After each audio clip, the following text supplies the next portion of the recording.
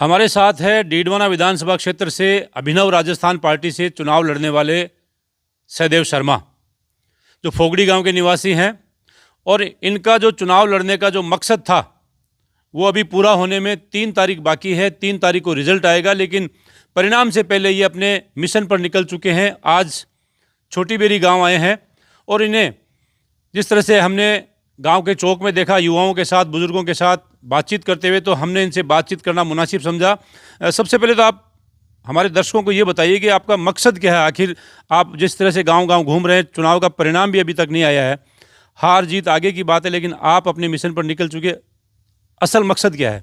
मेरा मकसद यही है जो सभी प्रत्याशियों का होता है, जन सेवा या जनमानस का अपना जो दिल जीतने वाली बातें हैं, वही मेरे पहले से मुद्दे ही वही थे। और आपके सबसे पहले तो आपके व्यूअर्स को मेरा सादर प्रणाम है, जिन्होंने भी मुझे जैसे भी सपोर्ट किया है उन सब का मेरा धन्यवाद है। और मैं ये एक धन्यवाद यात्रा की तरह इसको ले रहा हूँ। वो किसी गांव से मुझे एक वोट भी अगर मिला है ना, तो मैं उनको धन्यवाद देना चाहता हूँ। पूरे गांव से भी अगर एक वोट भी मिला है या नहीं भी मिला है, तो भी मैं उन सब के लिए धन्यवाद यात्रा की तरह ये मैं निकला हूँ घर से। और मैं चाहता हूँ कि जब तक परिणाम आए उससे पहले मैं मेरे कुछ मुद्दे हैं जो पूरे कर सकूं। लोग चुनाव जीतने के बाद में अपने वोटरों को भूल जाते हैं और चुनाव जीतकर विधानसभा भी पहुंच जाते हैं, लेकिन आपको तो उम्मीद भी, मेरे को ये नहीं लगता कि आप जीत को लेकर चल रहे हैं, फिर भी आप चुनाव के परिणाम से पहले अपने मिशन पर निकल चुके हैं। बिल्कुल, जीत हार कोई मतलब मायने ही नहीं रखता है। मेरे लिए ये सब चीज़ें कोई मायने ही नहीं रखता। मैं ये चाहता हूँ कि ज़्यादा से ज़्यादा अपन लोगों की सेवा कैसे कर सकते हैं। फिर चुनाव लड़ने का मिशन, मकसद क्या था? देखो, मकसद में मैं कामयाब भी रहा हूँ। लोग मुझे जो जानते थे उससे ज़्यादा जानकारी हुई है। दूसरी बात यह है कि अब लोग मेरी बात मान रहे हैं और इसके थ्रू मैं अपनी बात रखने के लिए तैयार हो गया हूँ, जो कि मेरा एक छोटा सा मकसद था, उसमें मैं कामयाब हूँ। आप एक रेस्क्यूअर है, आप जहरीले सांपों को पकड़ लेते हैं, पलक झपकते ही आप उसको अपने कब्जे में कर लेते हैं। ये भी अपने आप में बहुत बड़ी बात है। हमारे दर्शकों को ये भी बताइए कि कहीं भी, चाहे वो डीडवाना विधानसभा हो, चाहे लाडनू विधानसभा क्षेत्र हो, अगर कहीं पर जरूरत पड़े तो अपने नंबर देकर हमारे दर्शकों को बताइए। बिल्कुल, विधानसभा में तो मैं पहले ही नहीं जो बंदा हुआ था और अब भी नहीं बनना चाहता। मेरा पूरा राजस्थान मेरा है। 9772858085 9772858085 मेरे नंबर है। जब भी कोई जीव तकलीफ में हो, कोई इंसान तकलीफ में हो, तो मुझे याद करिएगा, आपके लिए मैं हाजिर रहूँगा। बिल्कुल।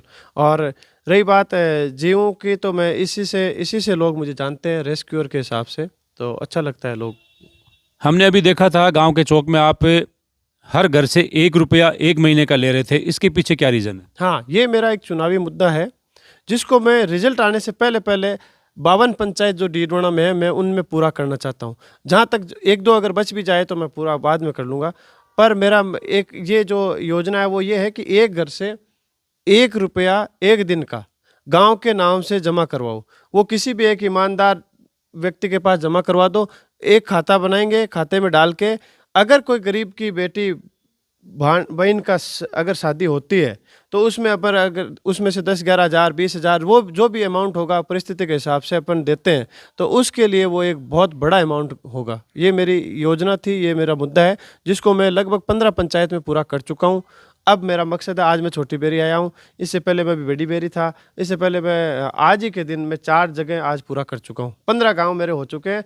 चुनाव में जनसंपर्क के दौरान 11 गांव में ऑलरेडी कर चुका था। ये मतलब आपका मकसद हो गया जन सहयोग से लोगों की सेवा करना और ज़रूरतमंदों की मदद करना, जिसमें खासकर गरीब परिवार वो है जो शिक्षा से वंचित है, जिनकी बेटियों की शादियां नहीं हो पाती है, या फिर जो बीमारी से ग्रसित है और इलाज नहीं करवा पा रहा है। मेरे ख्याल से यही मकसद है। बिल्कुल। देखो, सरकार की कितनी भी बड़ी योजना हो ना, तो वो किसी गरीब की बेटी बहन की शादी होती है तब वो, क्योंकि उसमें सरकारी स्कीम बनती नहीं है। कभी ऐसा कभी योजना नहीं बनी है कि ये फलानी स्कीम है या योजना है जिसमें किसी बहन बेटी की शादी हो, क्योंकि बाप उसी टाइम सबसे ज़्यादा निसहाय अपने आप को महसूस करता है। जब उसकी बेटे का शादी होती है, तब वो अपने आप को निसहाय महसूस करता है, तब वो समाज की तरफ, सरकार की तरफ देखता है।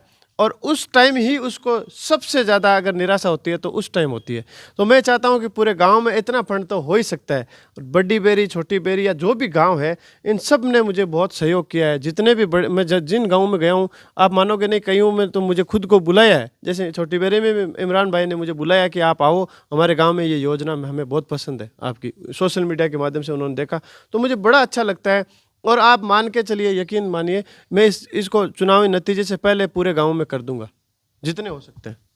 तो ये थे सहदेव शर्मा, जो एक अलग मिशन पर निकले हैं और जन सेवा के लिए निकले हैं, और इनका मकसद जो है वो गरीब परिवारों का, गरीब व्यक्तियों का, असहाय व्यक्तियों का सहारा बनने के ये मिशन पर निकले हैं। अब देखते हैं कितना इनका मिशन कामयाब होता है, लेकिन फिलहाल हम ये कह सकते हैं कि आप भी इनकी मदद कीजिए और गरीबों की सेवा में आगे आइए।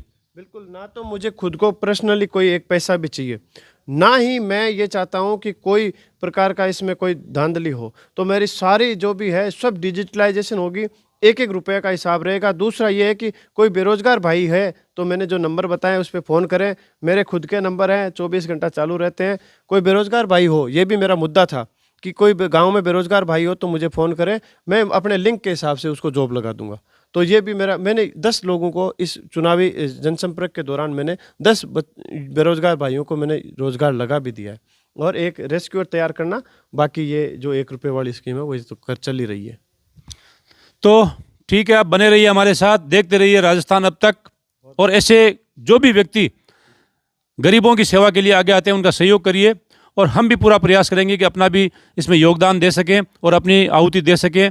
आप कोशिश करिए और इनसे जुड़ने का प्रयास करिए, हो सकता है आपकी 1 रुपये की मदद से किसी गरीब का भला हो जाए। धन्यवाद। जय हिंद, जय भारत।